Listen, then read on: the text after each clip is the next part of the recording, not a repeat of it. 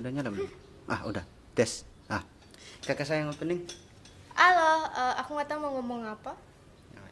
Yo guys, welcome back to my YouTube channel. Wow, cringe. Ya.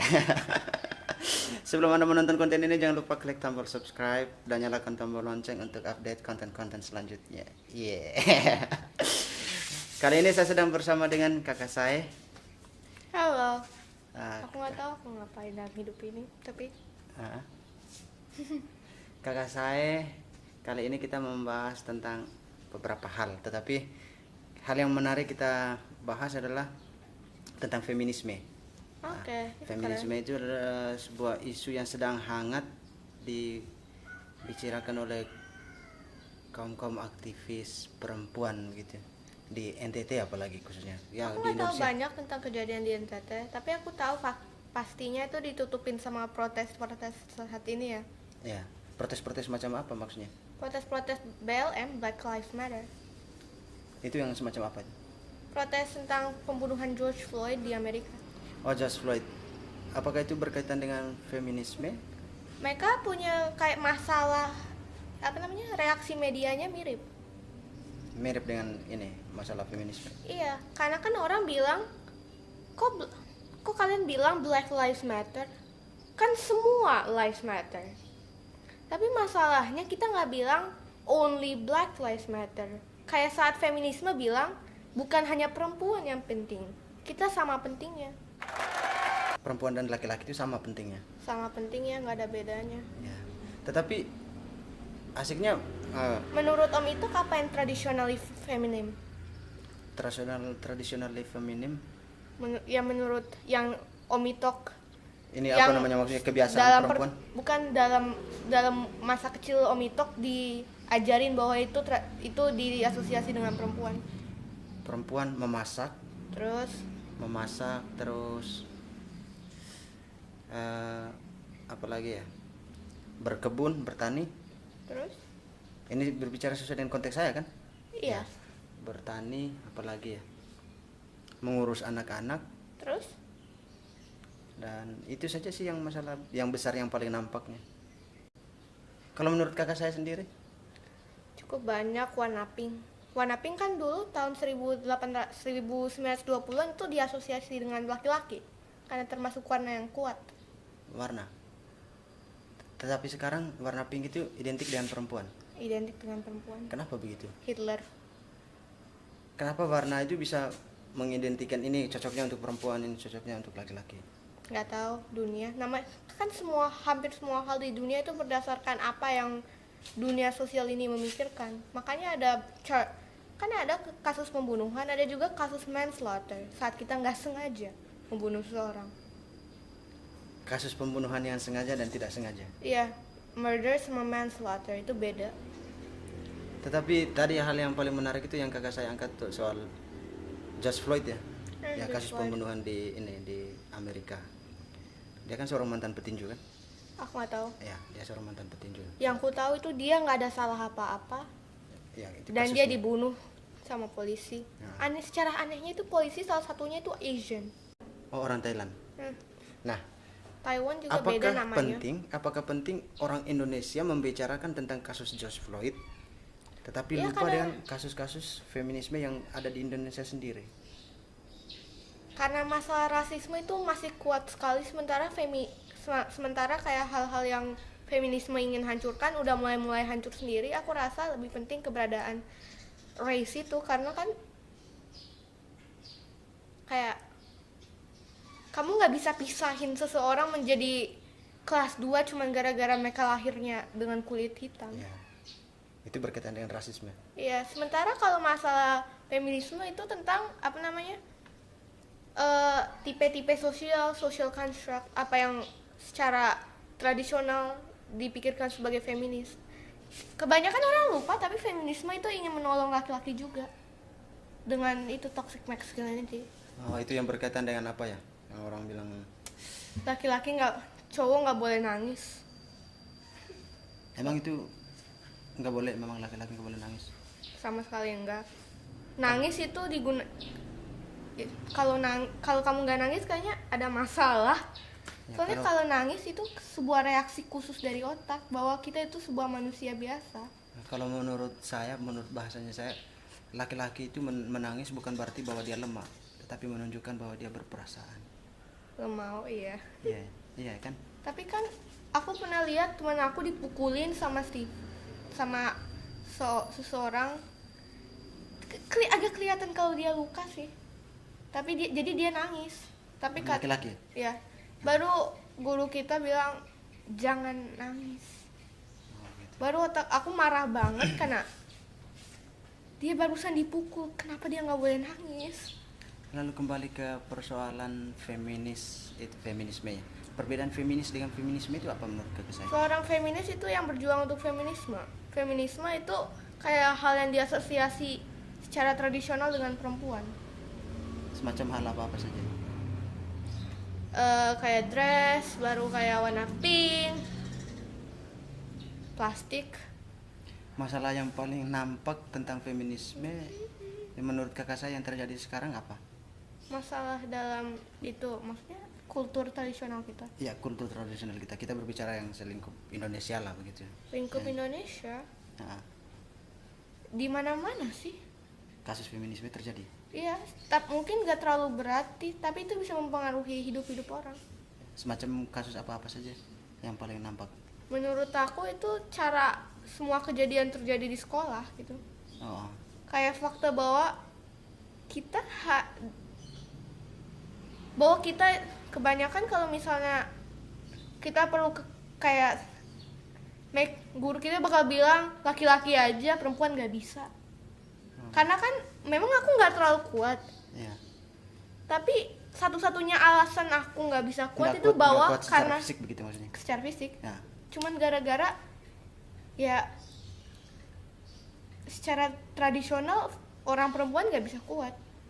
Dan apa yang dunia masyarakat kita itu membangun kita menjadi itu Kita sendiri. Jadi menurut kakak saya hal yang paling perlu diubah dalam tatanan kehidupan sosial supaya feminisme itu, kasus-kasus yang berkaitan dengan feminisme itu hilang. Kita berhentiin apa yang kita asosiasi dengan sebuah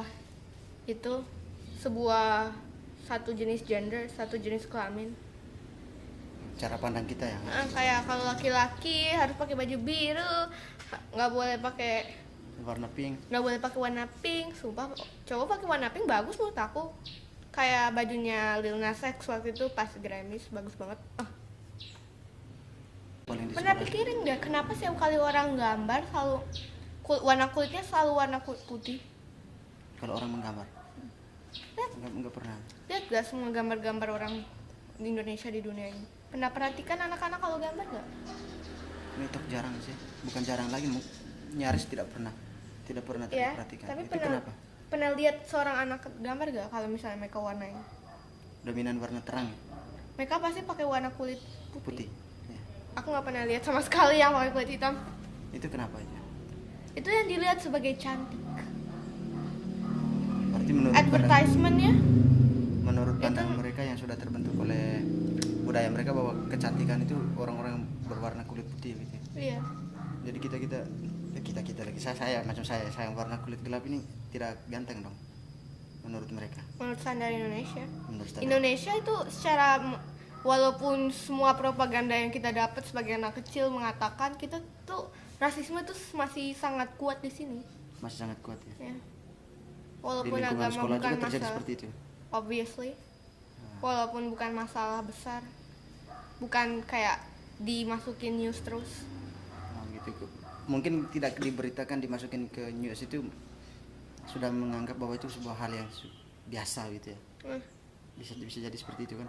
Karena kalau seandainya sesuatu itu Sama fakta bahwa polisi itu menggunakan gas air mata. Tapi itu nggak boleh, itu di ban sama UN. Tahu kan UN? UN itu apa? United Nations. United Nations. Untuk digunakan dalam peperangan.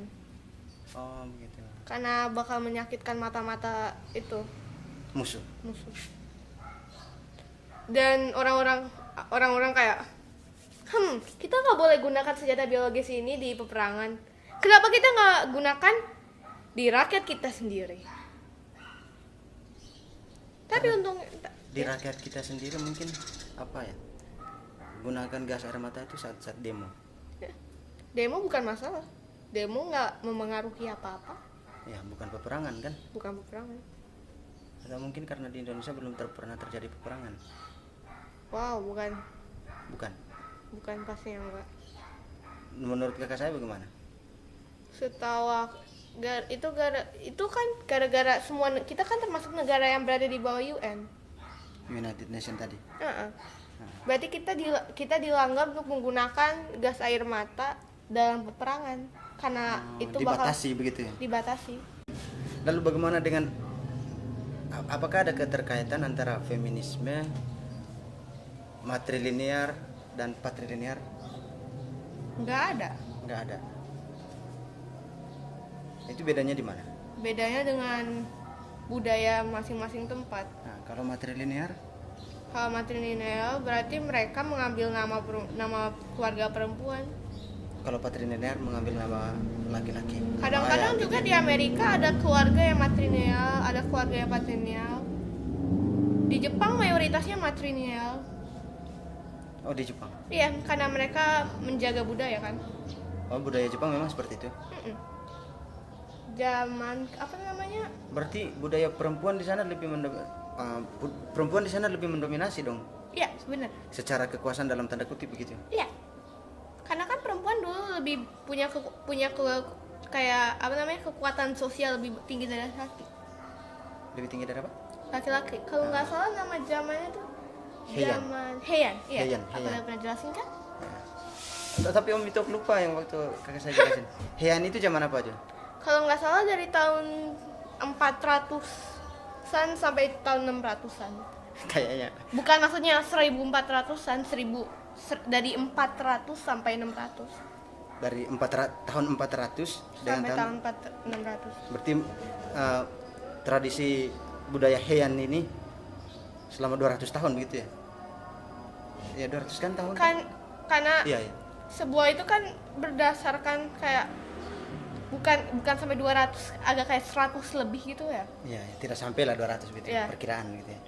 Karena ada dua yang karena masing-masing periode itu sebuah periode Jepang itu berdasarkan kaisarnya. Kalau kaisarnya mau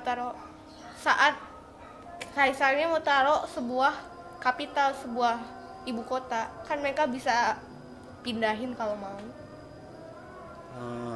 Pada periode Heian itu Ibu kotanya di Heian-kyo, mungkin dikenal sekarang sebagai namanya dengan nama Kyoto. jadi budaya perempuan yang mendominasi sampai sekarang di Jepang itu dibangun mulai sejak saat itu ya. Apa ada pergeseran setelah itu selama hampir 100 tahun lebih itu maksudnya? Kalau tempat-tempat lebih tradisional Jepang enggak. Oh, mereka masih Menjaga. melestarikan itu budaya itu ya. Tetapi di tempat-tempat Banyak yang modern, budaya kan dibikin sama bahasa Jepang kan dibikin sama perempuan. begitu ya. Bahasa Jepang itu sebutannya apa sih? Katakana. Oh, katakana ya. Katakana. Katakana. Beda sama kanji. Kanji itu beda.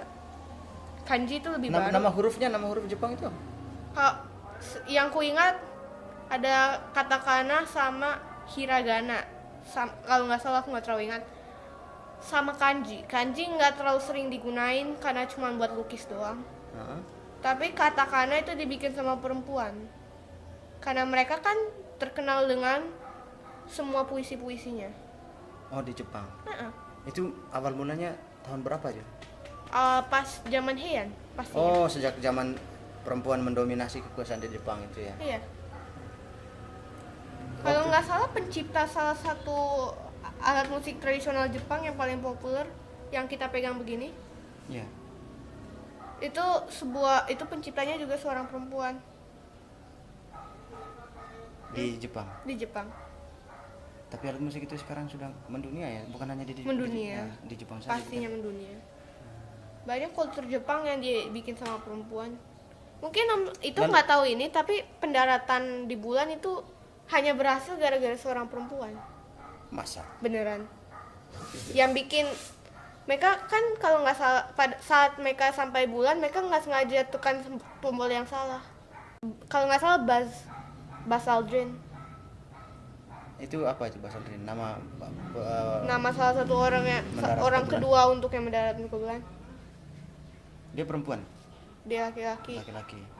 Tapi mereka mereka ada di ancaman bahwa mereka harus balik lagi ke bumi. Tapi gara-gara software yang dibikin oleh seorang perempuan dari Indiana, mereka itu semacam saat itu programnya itu menutup semua fungsi-fungsi minornya Ya. yang banyak dan hanya mementingkan mayornya, mendarat di bulan. Dan mereka berhasil mendarat di bulan, hampir aja balik ke bumi, hampir aja salah. Karena satu kesalahan Buzz Aldrin dan diselamatkan oleh perempuan ini. Perempuan ini pun dapat sebuah kayak penghargaan dari NASA Ya. yang worth kayak Itu 400 juta dolar kalau nggak salah. Itu terjadi tahun berapa dia?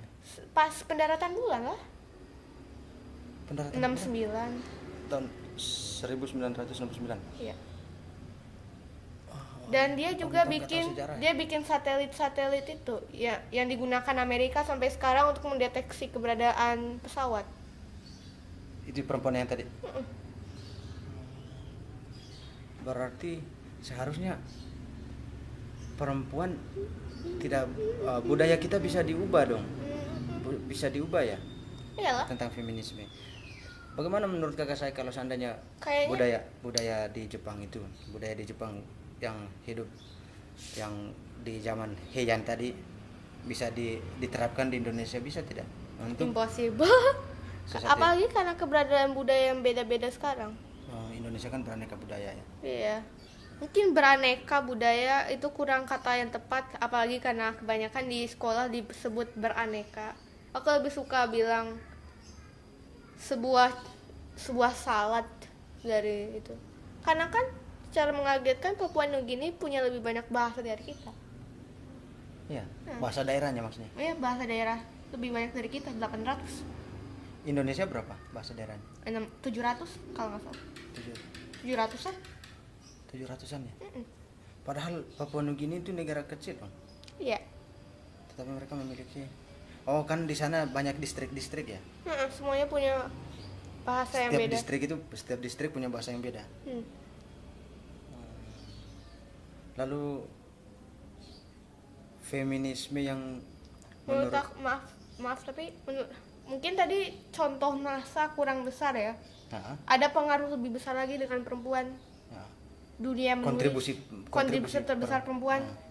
Orang pertama di dunia ini untuk membuat sebuah cerita yang menggunakan kata aku itu perempuan. Menggunakan kata ganti orang pertama begitu. Iya. Siapa tuh?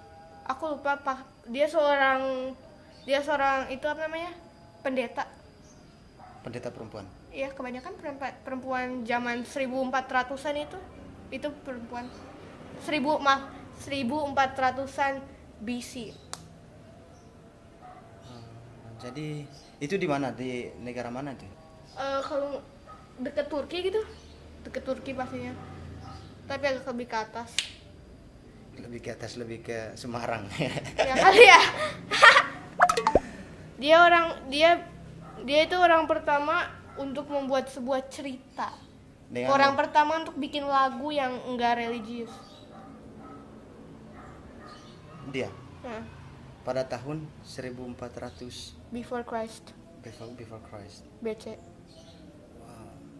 Berarti lagu-lagu ini ada sejak zaman sebelum Kristus ya? Sebelum Ya Masehi? iyalah, masa enggak? Kebanyakan lagu-lagu itu lagu-lagu rohani zaman sekarang itu ngambil melodinya dari lagu-lagu rohani dia. Perempuan yang tadi itu pendeta tuh. Mungkin supaya nggak terlalu jauh dari titik kita di tahun 1400-an BC, kita pergi ke tahun 1000 AD. Pas perang suci. Perang suci. Perang suci itu bukan perang salib. Aku panggil perang suci karena lebih enak di ngomong. Betul. Tapi sama aja sih. Iya. Wah, lebih bagus di ngomongnya. Tetapi menurut saya peperangan tidak ada yang suci. Karena dalam peperangan itu kan Mereka kan perang, mereka membunuh dalam nama Yesus. itu sebuah upaya penyucian itu. Ya, itu upaya penyucian mereka. Mereka membunuh orang insan. Kamu tahu Om Itok tahu kenapa? Maaf, aku lupa. Aku kadang-kadang lupa ini bahasa Indonesia. Ya, santai aja. Gak apa-apa, maaf. Aku nggak sengaja lupa. Maaf. Santai. Terus. Kalau ngomong, Om Itok tahu. relax aja. Om Itok tahu gak Om Itok tahu gak apa yang memotivasi gereja untuk tetap mengikuti perang ini? Enggak tahu. Keberadaan Babilona. Keberadaan Babilonia itu seperti apa? Itu di zaman itu ada sebuah kertas cerita yang berkibar yang berada di mana-mana tentang kerajaan Babilonia yang sempurna untuk semua orang-orang Katolik. Cerita tentang apa? Sebuah utopia buat orang Katolik. Nah, Dengan sebuah pemimpin yang Katolik yang membunuh orang-orang Islam gitu. pada zaman itu. Nah, pokoknya tempat sempurna, agak mirip surga mereka nyari lah. Di Babilonia. Babilonia. Apa cerita itu masih ada sampai sekarang? Kayaknya ada. Dengan begitu mereka ngancurin itu kerajaan-kerajaan Muslim dalam sebuah attempt buat cari Babilonia. Mereka masih berjuang sampai sekarang untuk menemukan kembali cerita itu. Enggak, masih ada sih ceritanya, file ceritanya. Nah. Terus yang Tapi mereka- yang memotivasi keberadaan Crusades itu Nah, keberadaan Babilonia. Baru tiba-tiba kita diajarin bahwa Babel itu suatu tempat yang buruk di Alkitab. Mereka baru tahu kalau itu palsu tempatnya. Kasihan. ketika mereka tahu bahwa tempat itu palsu, mereka tidak memperjuangkan itu lagi, tidak termotivasi lagi. Ya, kurang lebih itu gimana perang suci selesai. Setelah mereka tahu bahwa tempat itu palsu dan mereka sadar begitu. Mereka nggak ada alasan lagi. Mereka nggak ada alasan lagi untuk berjuang. Lalu kaitannya feminisme dengan ajaran Katolik itu menurut kakak saya apa? Bahwa kita lupa bahwa agama Katolik itu beda sekali zaman sekarang dari zaman dulu. Dan apa yang udah menjadi sebuah agama nggak bisa berubah lagi gitu. Oh, agama itu statis begitu ya? Ya, aku nggak percaya, sama sekali nggak percaya itu. Kalau menurut kakak saya, perbedaan agama Katolik yang dulu dengan sekarang itu yang paling nampak apa? Kita nggak misoginistik. Misoginis itu kalau kita perempuan nggak boleh pakai legging, nggak boleh pakai perhiasan, nggak boleh pakai make up, nggak boleh berada di luar rumah, perempuan nggak boleh dilihat di luar keberadaan suami, perempuan nggak boleh mengerjakan apa-apa, perempuan nggak boleh bersekolah. Pokoknya semua hal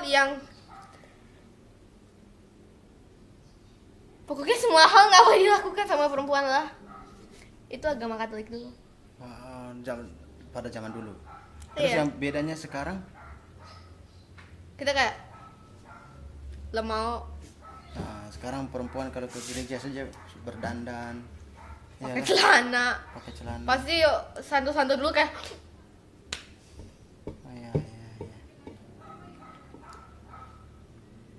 Terus yang berubah dari kebudayaan feminisme dalam gereja, ajaran gereja itu?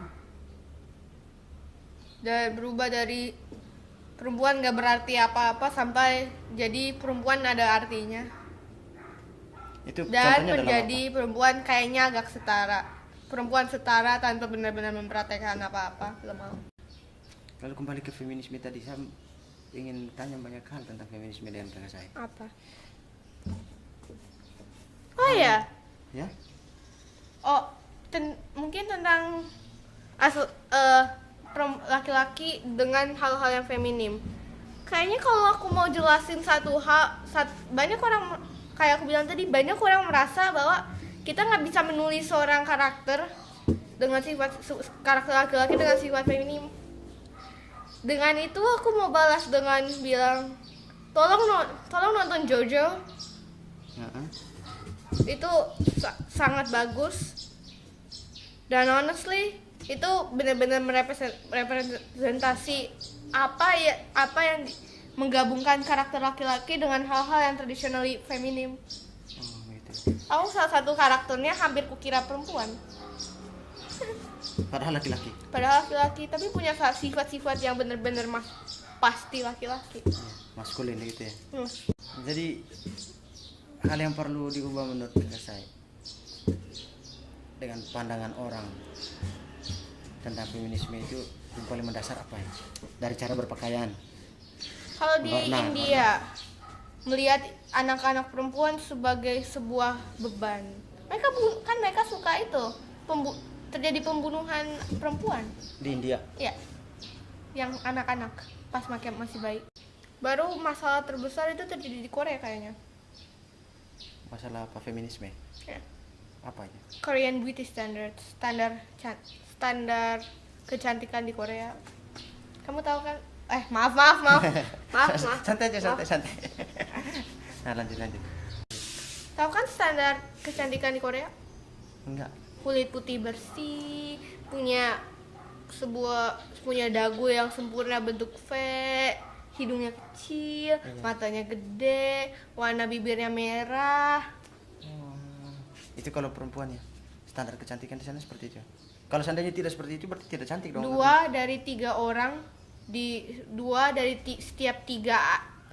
Setiap tiga orang di bawah 30 udah pernah operasi plastik Di Korea. Kalau laki-laki Iya juga termasuk. standar mereka juga punya standar kegantengan begitu. Persis dengan perempuan. Persis dengan perempuan. Agak kayak Jepang sih dengan standarnya. Kan dulu zaman Heian laki-laki diharapkan untuk bisa kelihatan kayak perempuan. Dengan pakai bedak, punya parfum sendiri. Mereka harus bikin parfum sendiri. Laki-laki perempuan. Laki-laki. Perempuan boleh beli sendiri kalau boleh beli. Tapi kalau laki-laki harus bikin sendiri, harus unik buat dia. jadi itu semacam ada tekanan khusus ya? Aturan khusus. Ya, aneh-aneh. Tapi dalam hitungan 2/3 itu juga hitung laki-laki. Banyak laki-laki yang oplas. Aku nggak lihat masalah dari oplas, tapi kalau kamu mau operasi plastik itu bukan masalah aku. Aku nggak tahu kamu ada masalah apa di rumah, tapi kayak itu nunjukin aja seberapa bermasalah standar beauty Korea itu. Itu yang mau dihancurkan sama feminisme. Apakah mana lebih bagus? Standar kecantikan tidak boleh punya standar dong. Setiap orang kan seharusnya punya standar masing-masing. Iya, tapi standar yang terlalu tinggi Di Korea ya? banyak orang yang meninggal di situ. Di Korea. Agak kayak standar intelligence, kayak standar kepintaran di Jepang. Itu membuat banyak sekali orang bunuh diri. Karena tidak mencapai standar itu. Hampir setiap hari ada orang bunuh diri di Jepang. Karena tidak mencapai standar. Kebanyakan gara-gara sekolah. Kan sekolah mereka selesai jam 5. Jam 5 sore? Wow. Dimulainya jam 7. Mulai dari jam 7 sampai jam 5 sore. Berapa jam? Enggak, jam 8 maaf. 9 jam ya?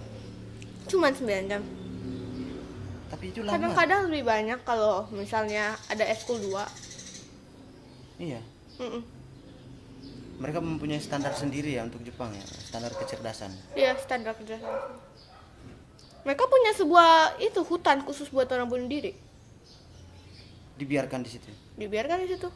Gak bisa ngapa-ngapain, terlalu tinggi jumlah orang yang bunuh diri sampai pemerintah nggak bisa ngapa-ngapain. Lalu tidak ada solusi dari pemerintah untuk menangani kasus pembunuhan diri. Enggak, sedihnya. Kasihan sekali ya orang-orang Jepang itu. Memang. Orang Korea juga begitu, bunuh diri karena standar kecantikan. Tapi kalau di Jepang bunuh diri karena standar kepintaran. Di Indonesia bunuh diri karena putus cinta.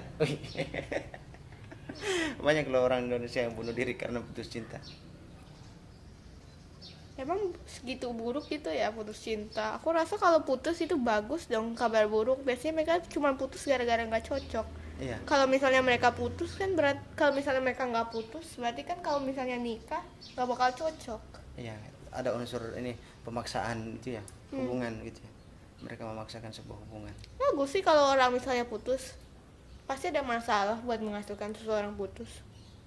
Yang nggak bagus putus cinta itu kakak saya, ketika salah satu pihak misalnya saya dengan pacar saya tuh, nah, saya sudah bosan pacaran dengan dia, tapi dia mencintai saya, lalu saya mengambil sikap untuk hubungan kami berakhir, putus. Dia masih sayang dengan saya, itu berita buruk buat dia, itu persoalan buruk buat dia. Enggak, itu persoalan baik buat kalian berdua. Putus itu sebuah kabar baik.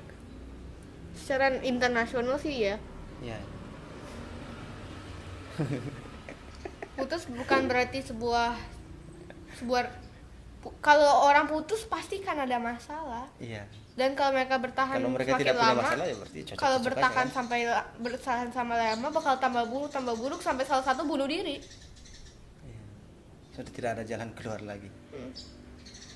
Mungkin agak romantis sih kata aku bakal bunuh diri buat kamu, tapi kamu mau lihat gitu pulang lihat kepala yang udah dipotong? Enggak dong. Enggak. Wow, dapat relationship advice dari anak 11 tahun. Seberapa keren itu? Oh, kakak saya sekarang 11 tahun. Aku 11 tahun. 11 tahun. Masih anak kecil. Belum ini. Belum masuk remaja. Keren banget kan? Iya. Ini sebuah sentilan khusus buat orang-orang di luar sana yang merasa bahwa putus cinta itu sebuah kabar buruk. Seharusnya kabar bagus dong. Iya. Iya. Betul. Sering-sering putus lah. Enggak suka ya. Oke, sampai di sini dulu. Iya. Ya guys, sampai di sini dulu konten kita kali ini. Terima kasih buat teman-teman yang sudah setia menonton, dan jangan lupa untuk saksikan saya dengan kakak saya. Mungkin ada kesempatan lagi untuk ngobrol lagi di konten berikut. Iya kayaknya. Dan harus dong kalau ada kesempatan. Iya. Ya. Sampai jumpa. Dah. Bye.